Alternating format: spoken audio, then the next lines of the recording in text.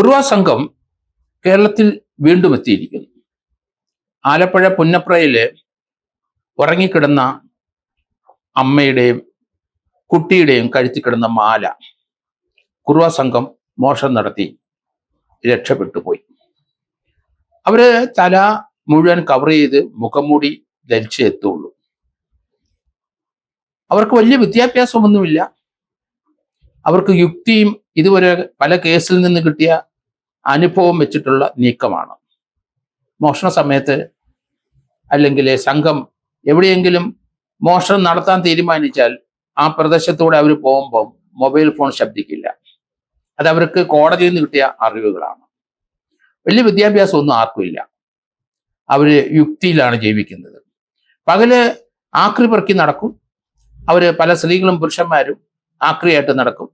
പുരുഷന്മാർ പലയിടത്തും കിടന്ന് എവിടെയും കിടന്ന് ഉറങ്ങും. കഴിവുള്ളിടത്തോളം ആലപ്പുഴ മെഡിക്കൽ കോളേജ് അങ്ങനെയുള്ള സ്ഥലങ്ങളിലൊക്കെ വരാന്തയിൽ കിടന്നുറങ്ങിക്കളയും. രോഗി പോലെ അഭിനയിച്ച് അവർ കിടക്കും. അവർ ഫിക്സ് ചെയ്ത പല നിരീക്ഷണങ്ങളും നടത്തിയിട്ടായിരിക്കും ഒരു സ്ഥലത്ത് കയറാൻ അവർ തീരുമാനിക്കുന്നത്. ഇപ്പൊ പുന്നപ്രയിൽ ഉറങ്ങിക്കിടന്ന അമ്മയുടെയും കുട്ടിയെയും മാല അമ്മയുടെ 1.5 പവനും കുട്ടിയുടെ 1/2 പവനും ചേർത്ത് 2 പവൻ കിട്ടി.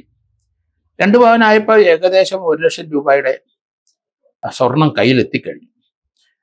അത് മുഖം മറച്ചു വരുന്ന ഒരു രീതിയാണ് ഈ സംഘത്തിന്. ഈ സംഘം ഇന്ത്യയിലെ എല്ലാ സംസ്ഥാനങ്ങളിലും ഈ കുറുവ സംഘമുണ്ട്. പല സംസ്ഥാനത്തും ഇത് വലിയ തലവേദന തന്നെയാണ്. ഇന്ത്യയുടെ എല്ലാ സംസ്ഥാനത്തും ഈ സംഘങ്ങളുണ്ട്. അതാത് സ്റ്റേറ്റുകളിലുണ്ട്. കേരളത്തിൽ പൊതുവെ പണ്ട് കാലത്തുണ്ടായിരുന്നു, ഇപ്പം അതില്ല. കേരളത്തിലെ വിദ്യാഭ്യാസം കൊണ്ടും നമ്മുടെ സാമൂഹിക പരിസ്ഥിതി കൊണ്ടുമൊക്കെ അതൊക്കെ മാറി.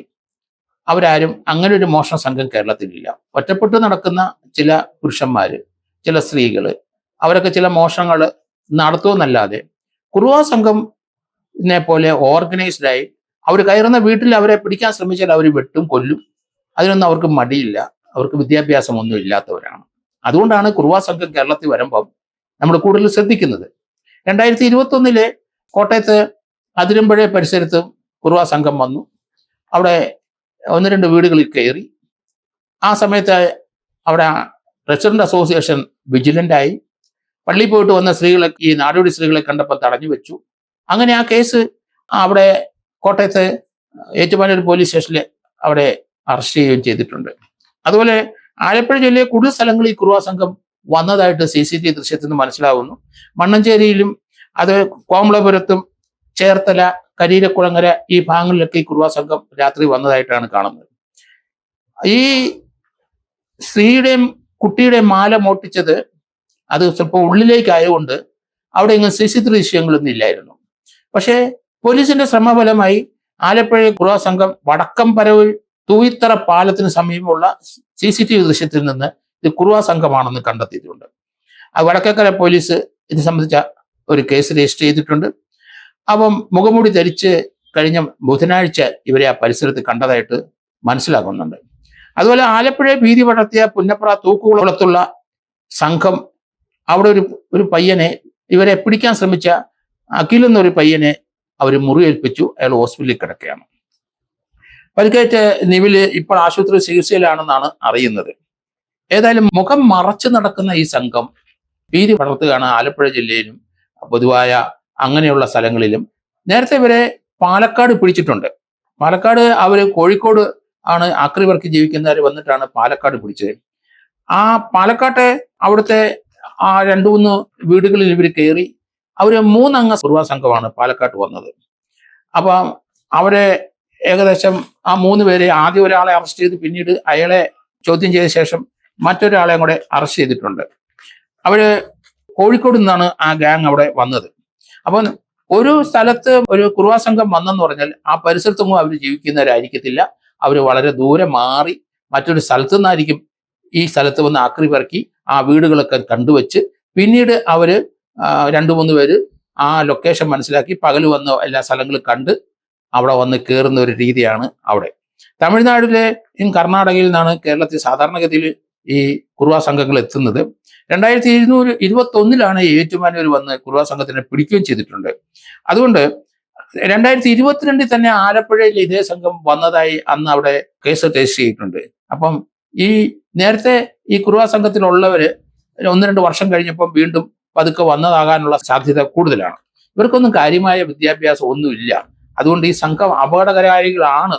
അവർ കൂടുതലും വരുന്ന ബംഗാളിലെ കുറുവ സംഘം കേരളത്തിൽ വന്നു പോയിട്ടുള്ളവര് അത് ഹരിയാനയിൽ വന്നിട്ടുണ്ട്, ജാർഖണ്ഡിലെ ആൾക്കാർ വന്നിട്ടുണ്ട്, തമിഴ്നാട്ടിൽ നിന്നും കർണാടകയും അതുപോലെ തന്നെ ബംഗാളിൽ നിന്ന് വരെ ഇവിടെ വന്നിട്ടുണ്ട്. ബംഗാളിലെ ജലാങ്കി, മുർഷിദാബാദ് തുടങ്ങിയ സ്ഥലങ്ങളിലാണ് എന്നുള്ളവരാണ് കുറുവ സംഘം കേരളത്തിൽ വന്നിരിക്കുന്നത്.